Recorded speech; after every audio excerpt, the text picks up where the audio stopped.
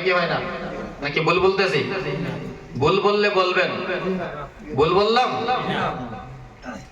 মুসলমান বাবাজিরা ভাইরা, অন্তরের কানটা সজাগ করে শুনিয়ে নাও।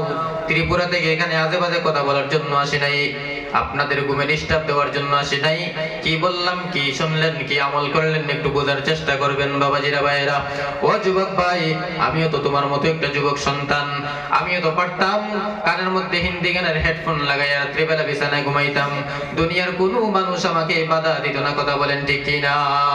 ও যুবক ভাই, আমিও তো তোমার মতো একটা যুবক সন্তান।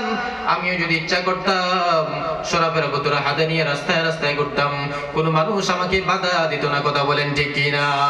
কিন্তু কেন আমি মাথায় টুপি দিলাম, কেন নবীর তরিকায় সুন্নতি দাঁড়িয়ে রাখলাম, কেন নবীর তরিকায় সুন্নতি পাঞ্জাবি পরিধান করি, কেন আল্লাহর জবানটা দিয়ে মিথ্যা কথা বলি না, কেন আল্লাহর জবানটা দিয়ে আমি হারাম পান করি না, কেন আল্লাহ পাকের জবানটা